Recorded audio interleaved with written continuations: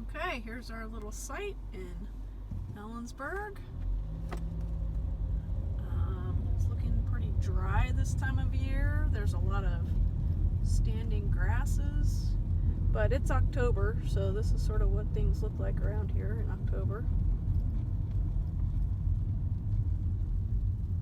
There's our little spot. I'm not sure where the property line is. Looks like they got some mini horses next door. Hi everybody! Just wanted to, we came back to the office after going on our little field trip and we went to see some property in Ellensburg. We're going to do a little overview of how to use the web soil survey to get more information on any parcel that you might be interested in, either for purchase or for developing. There's a lot of really good information in the web soil survey, and just thought you would like to see a little step-by-step tutorial on how to use it for those kinds of purposes. Okay, so we're going to do web soil survey. And we're just going to go to the web soil survey NRCS USDA website.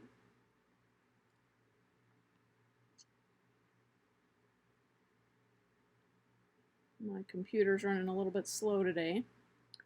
And I just want to give you kind of an overview of what's going on here. There's a lot of kind of technical language on this website, but there's a lot that you can do just as a regular homeowner to get to know your property better, get to know your soil types better, get to know something about the geology a little bit better on your property. So what we do is we start with this big green button here, Start the Web Soil Survey.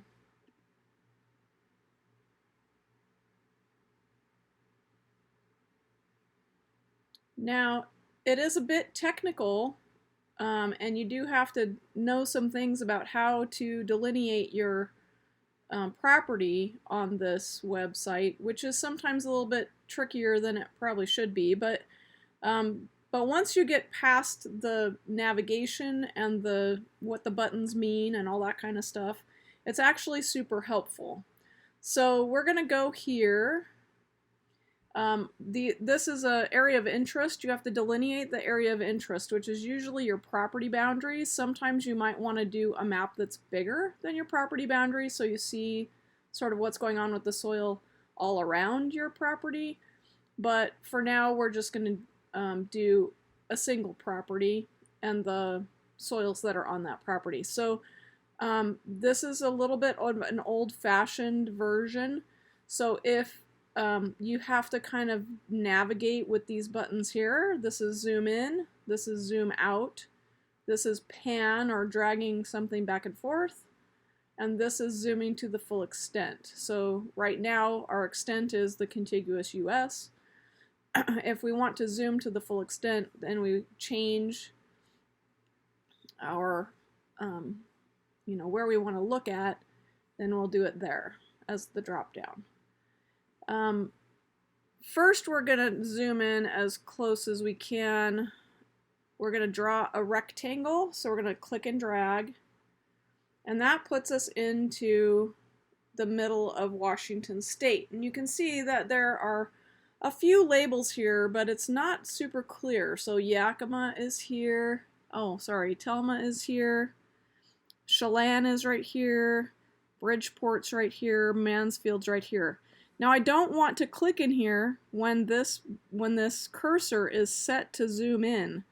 What I want to do at this point is I want to pan. I want to drag the map around and try to get to where I want to go. So I can't just click and drag. I have to change the cursor to pan in order for it to do that. And it does take a little bit for it to load. It's got a lot of information in it, and so it really needs some very specific movements here to get to the right place. Now where I'm looking at right at the moment is near Ellensburg, which I think is going to be a little farther south here. In fact, it should be right about here. So in order to zoom in, I'm going to have to click again and then click and drag my box to where I want the extent to be. Does that make sense? And I just happen to know that Ellensburg was kind of near where these two highways come together. And it's a little bit tricky to find an address. So there are some kind of quicker ways you can do this. That's these buttons over here. You can go to a specific address.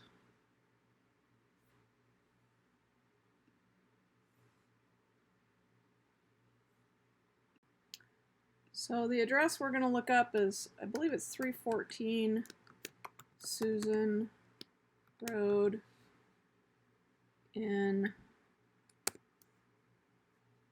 Ellensburg. So it gives me this option, gives me a couple of others, but this is definitely the one that we want. And we press OK, and it's going to take us to Susan Road. It's not actually going to show us which property it is. Oh, I just made the mistake of zooming in closer. So let's go out. I'm going to click on the zoom out. And what I'm looking at is this area right here. This is the property that I think, and there's ways that we can check things. So on this particular map, I don't know exactly where the boundary markers are. But this is something that's really good to learn. You should play around with these satellite views because there's a lot that you can learn by looking at a satellite picture of your property that go beyond just figuring out where the boundary markers are. So what I'm going to do is, I think I know where the boundaries are going to be here. When I get to here, what I'm going to do is then draw, this little button says AOI, that's the area of interest, with a rectangle, or the area of interest by a polygon. Now, sometimes I've gone to Google Earth, or I've gone to the county assessor's website or someplace else, found a satellite view of the property, and then come back and compared those two pictures, you know, the picture that I find somewhere else to this one, especially property boundaries. But here, if you look really carefully, you can see that this whole parcel is slightly different color than this whole parcel. You can really see it clearly right here. So I know that this parcel that I'm looking at is about 4 acres. I know that this is a separate parcel. It's got a separate house on it, right? And there's still this faint line. Usually these faint lines mean fence line. Or there's some difference in the way that the land is being managed, like there's irrigation or there's not irrigation. You can see that kind of clearly right here. There's a property line right here, and this part is irrigated. This part is grazed off more. So you can tell a lot by the color. You can tell a lot by where previous boundary lines have been. Fences will usually show up as a line. Sometimes a line is more of a working, like in this parcel up here, this is a big field. These lines may be where there was equipment that went through this parcel at some point and compacted the soil. So the soil isn't, you know, the plants aren't going to grow quite as nicely in those compacted areas. But what we're going to do right now is just draw this AOI. And you can do it with the rectangle, but the rectangle that it gives you is not always the rectangle that you'll see. So I usually define it by a polygon. And basically you click on this, you come here, you click to make a point, you click, and we're not going to be too concerned about whether we're exactly right or not. You can zoom in and make it more exactly right if you want to. I'm just clicking on each of these corners and assuming that I'm fairly close. So then I'm going to double click to create the AOI. And basically what it does is it takes the points I gave it and it makes this area, right? That's the first page. That's our area of interest up here in the left-hand corner. This is how we set the area of interest. Once we've done that, then we don't really need to use anything else on this side of this particular page. What we do want to do is go to the next tab. And the next tab is Soil Map. I'm going to click on Soil Map. And what it will give me is the map again with the different soil types lined out. And surprisingly, even on a 4-acre parcel, this is rather unusual to have one soil type in an area. There's usually at least 2 or 3 and sometimes 10 or 15 depending on how big the parcel is and how complicated the soils are there. But this is very simple. So we're only going to look at the one. Now these numbers have to do with the soil type. These unit names, map unit name means the kind of soil it has there. This is the name of the soil, okay? And it may have a name that's familiar to you if you're from the area that you're investigating. It may be a town or a feature or a hill or something, some name. It's named after some other feature of the area, but this is actually the name of the soil itself. What kind of soil is there? And we can tell that Brisel, I don't know what Brisel is. I don't know where that is. But it's a gravelly, ashy loam, which means a loam is sort of a balanced soil between loam and clay and sand. So we'll have to talk sometime about the triangle of soil types. Loam is sort of in the middle. And this is going to be a little rockier and a little bit dustier. Gravelly and ashy means a little bit dustier, a little bit gravelier, but kind of a balanced soil. And so this is probably pretty good as far as fertility goes. We'll check that in a minute. 2 to 5% slopes means the kind of slope that soil is on. So this is a relatively flat site. These are good sites, better sites for agricultural activities than very hilly slopes. And we'll talk about that in another video sometime about slope and how it impacts agricultural activities. But this is a particularly interesting result. And I was right on with 4 acres. I thought that this was a 4-acre parcel, and even though my lines are not, as exact as they could be, we're pretty darn close. So this is our basic soil map. What I like to do with this basic soil map, especially if I'm working with a client, is I want to go up here to printable version. You can buy printouts of the reports, but you can actually just print them yourself, and it's a lot cheaper and a lot faster to do it that way. So just go to printable version. It will ask you to give it a title. So I will do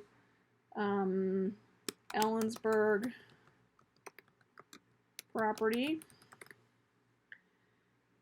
And then you can change the scale, you can change the sheets, and then you can click view, and it will give you a preview of the printout, which is actually super helpful. You want to do this. If you have a pop-up blocker, then we want to undo the pop-up blocker.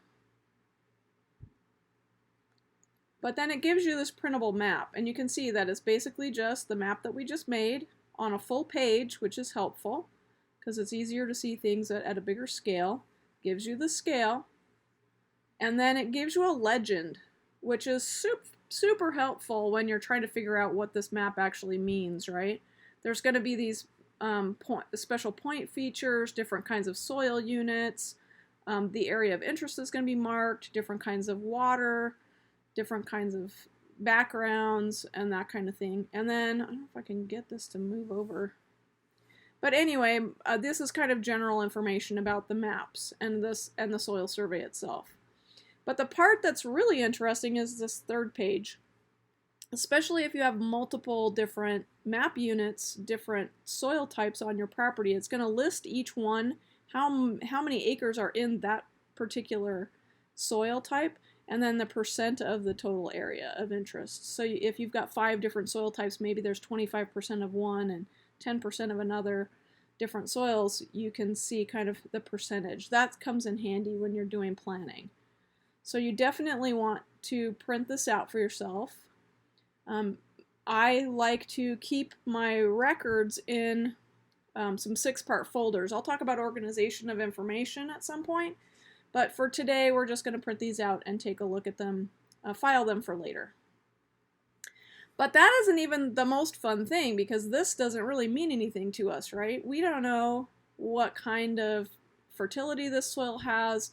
We know a little bit about its composition, but we don't really know anything about how to use that soil for things. And that's where the Soil Data Explorer comes in. This is a gold mine of information for your site. So go to the Soil Data Explorer. It's going to take that same AOI, that same area of interest. It's going to load it up for you. And then you're going to have all these options on the left. Left? Yes. Sorry, I can't remember my left from my right. But it's going to give you these different categories of different uses that that soil can be put to. So for example, if I look here on vegetative productivity, I can click that open, and it gives me multiple different ways to evaluate or rank this soil in comparison with other soils for different kinds of uses, right? Irrigated crops, range production just means like cattle grazing in pastures out in the field, non-irrigated crops, small grains, wild hay, alfalfa. Some of these productivity kinds of measures are only in particular areas. So this one, for example, is in the Palouse, which is sort of in southern Washington. It might have a ranking for that on this particular parcel, but I think the Palouse is farther south. The Northern Rocky Mountains, for alfalfa hay, for grass hay, for small grains, for wild hay, forest productivity. So if you're evaluating a property for forest wood production potential, that's the one that you will use. And then a general crop productivity index. So the one that I'm most familiar with here, you can go in and print out all these, and it will actually give you some very helpful information. But what I've usually used this for is when I'm talking with livestock producers here in the northwestern US, we want to know what the range production on that parcel might look like. So I'm just going to click on that one. The description is not really that helpful, but the rating is really helpful. So we're going to go ahead and click on that. And then it's going to say this kind of soil that we have here. It's going to remind us this is Bristle gravelly ashy loam. And then this is the rating, pounds per acre per year. This is dry matter pounds per acre. And this says 638. Now, what you'll have to do is kind of compare some different soils and find out how much, if that's a good rating or not in your area. Around here, this is fairly low, okay? This is probably low because it has very little water. So it would have to be irrigated to do more, to have more production. So we have the units of measure, pounds per acre per year. We have a weighted average aggregation method. A lot of this is technical stuff that doesn't really matter much, because what we're looking for is just this number right here. And then comparing that number with other ones. Oftentimes in these ratings, what will happen is they will say it's not good for this because of this factor.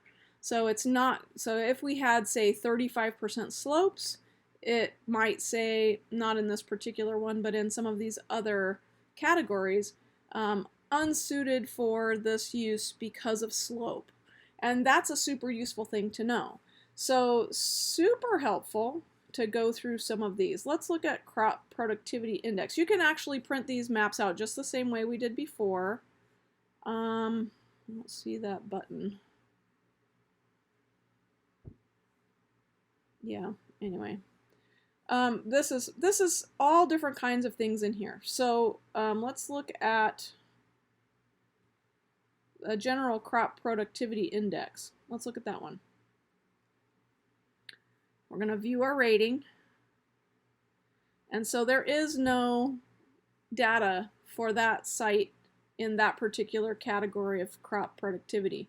But what we can look at is soil health, how much subsidence there is in agricultural soils, whether that's a fragile soil, whether this site is suitable for farm and garden composting facilities, whether there's been organic matter depletion in that soil, surface salt concentration. These are all things, they're kind of technical things, but these are things that are really helpful to know. Some of them are more helpful than others, of course. But if you want to, say, build something on your site, if you want to put a small commercial building on that site, for example, we view the rating, and it'll say it's somewhat limited. And why is it limited? It has large stones. Not very many, not very much, but still it is somewhat limited by having more of a rocky, gravelly soil. So you'd want to know that if you went to go build something on that property. So this is how you do this. This is how you, oh, there's the printable version. So you can actually print these smaller reports, these sub-reports on your soil map just by doing the printable, clicking on the printable version, and then printing those. So let's go through that a little bit. We'll view it. And then it's going to pop up in a different window. And then you can just, based on your program, I'm on a MacBook, so it's going to ask me to open it with Preview in order to print it. And then I can print it from Preview. This actually went to a PDF, I think, but anyway, it gives you all the info, and then you can print them out. And I like to keep these all together, especially if I've got multiple soil types going on. It will really help me and inform me when I'm trying to figure out what to put in particular areas on my property, what's the suitability for those different things, right? If it's got super slope in this section, I'm not going to try to build something there. I might keep sheep on that part because they're going to be able to handle the slope, right? But I'm not going to put irrigated crops in a super slopey area. But this particular property is extremely consistent. I'm kind of surprised. So that's how you would print those out. I like to keep them handy when I'm doing any kind of planning work on a property, just so that I have a good feel for what the soils are going to allow me to do. Okay, so if you have any questions about this, downloading soils data, basically I think this is if you're working with ArcGIS, you can go and get the maps so that you can download the maps specifically to ArcGIS or some similar kind of database from different locations. But it's this Soil Data Explorer. First, mark your area of interest, then do a basic soil map and check out the info there on what your soil actually is. But it's this Soil Data Explorer that is a gold mine of information if you're trying to plan for your farm, and it gives you the information on the soil and what more information about what you can do on those sites. So thank you so much for joining me today, and I will be with you again another time.